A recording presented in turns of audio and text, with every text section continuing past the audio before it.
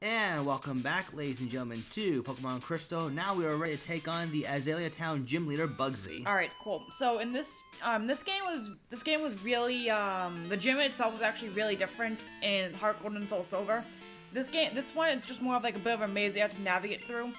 But in the remakes, you had to navigate through like a series of webs and just hit switches and all that good stuff.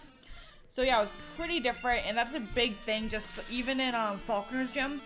In Heart Gold and Soul Silver, you had to go up a platform to reach a Falconer in the first place, and you can skip most of the trainers, but in the originals, it was just really straightforward. You were forced to fight the trainers, and no platforms. Yeah, Heart Gold and Soul Silver definitely remade a lot of, pretty much all of the Johto gyms. They even did some things in a different order, too. Yeah.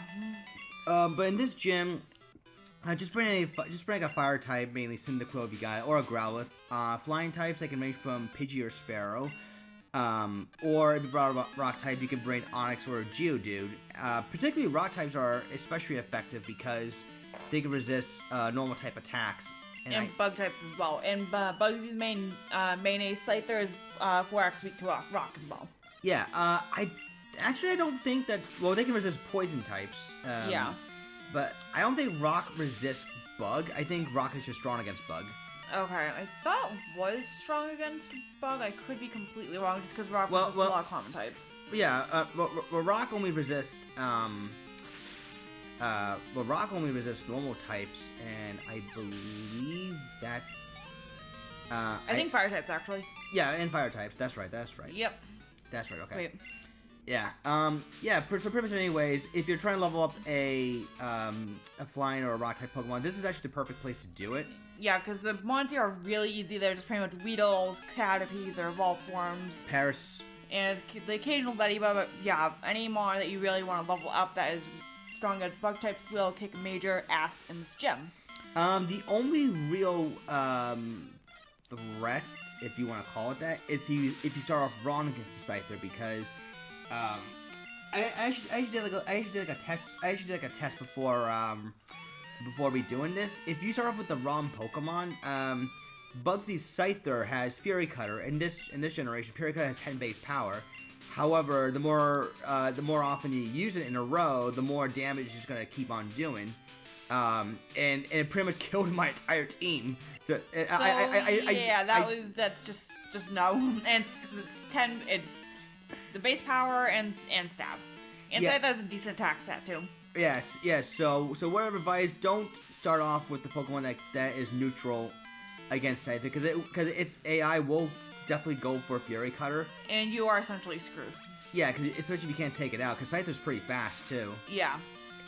So anyways, there was a new Persona 5 trailer that was released for the new game Persona 5 Royal. Yes, I did watch it like just today actually, and I guess they just tweaked, they definitely tweaked some storytelling. They definitely add some new scenes, some new art, and a couple new characters as well. Yeah, it was Kasumi Yoshizawa. Yeah, thank you. Yeah, and it seems like from what we were seeing, it seems like she's gonna definitely be a new confidant, potentially a new team member. We will not know for sure until we get closer to game release. Well, it's coming out Halloween in Japan. Right now the release date is Halloween, but we don't know if that's gonna be just a Japan only thing or it's a worldwide thing. Yeah, that's the only thing. That's the only thing we're not 100% sure on. But I'm pretty excited for that. Yes, I'm pretty excited for that as well, even though I never finished P5. Jeez. I think you only got as far as after the casino. That's the farthest I ever actually got in that game. Yeah, I mean, I've already beaten it a couple times myself. Yeah. But still, worth the playthrough. Okay. Anyways, yeah, go ahead. Yeah, I was gonna say, what I was trying to do earlier here is I'm trying to show off a cool trick you can pull off. Now, I finally hit it with Fury Attack, because here's the thing. When you use Rage and Fury Attack hits you multiple times, your Rage will continue to build and build and build. With each hit. Yes, so what I was hoping for, in the beginning of the fight anyway, was to one-shot the Beedrill with Rage. Oh, jeez. Which you end up doing. No, I finished it off, but I was hoping that it would hit me with like a 4-5 Fury Attack. Yeah. Because I want to show off how cool it can be to use Rage, you know, in that particular instance. I know Rage is a very niche move. Right. But I thought it would be pretty cool to show off how Rage can potentially one-shot a Pokemon if it keeps getting hit with a multi-hit move like Fury Attack or Barrage or Fury Swipes, things like that.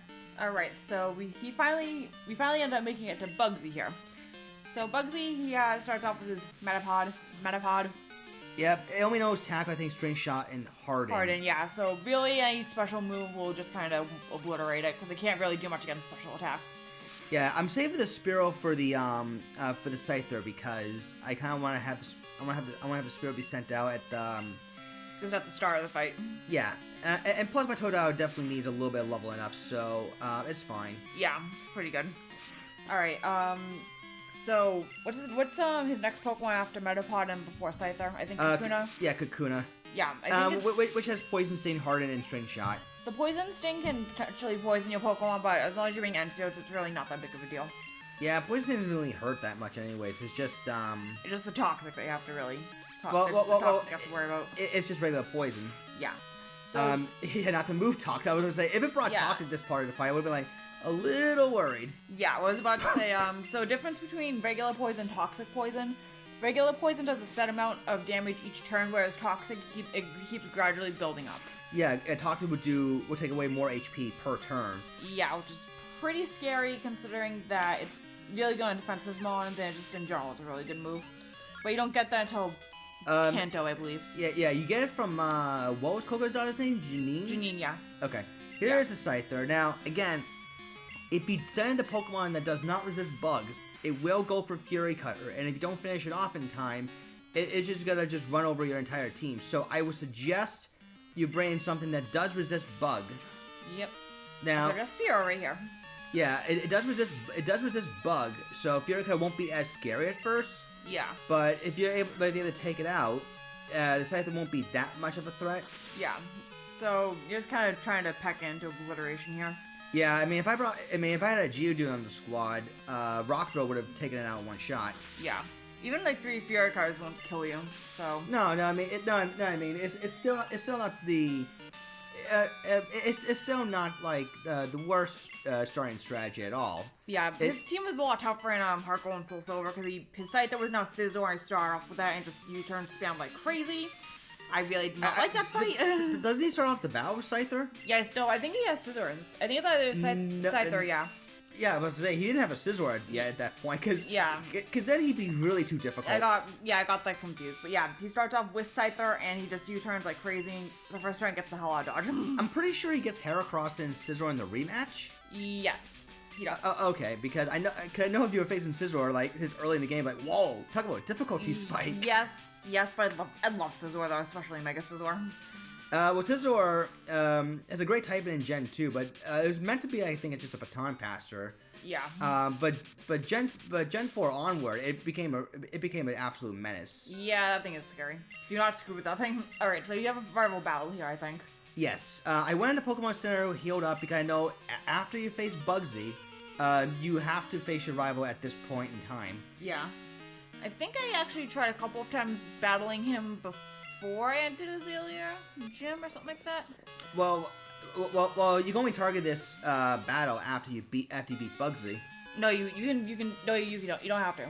Really? Yeah, I've done it. Well, how would you be able to do that even before you face Bugsy? You just have to go to the gate and you can trigger it. No, because last video I went to the gate and then oh no, you know what it is?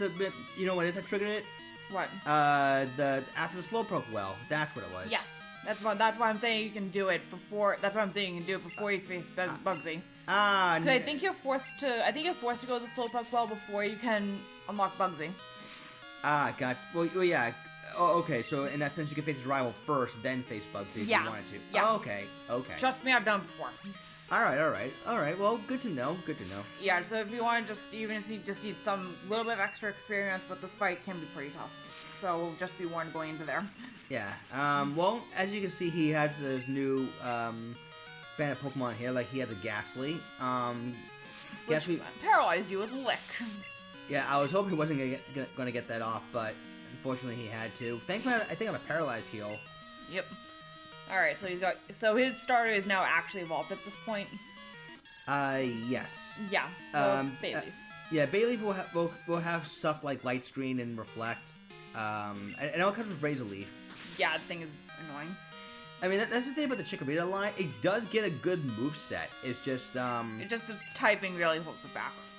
It's typing and honestly, it's rather average bulk. Okay, it's rather average bulk at this point. May not have been too bad, but it started to really It started to really become a detriment in later gens. Yeah, that is just really a bad So it's just not that great of a Pokemon. I love Bayleaf to death. I love the Chikorita line for their design, but just overall, just not a good Pokemon in general.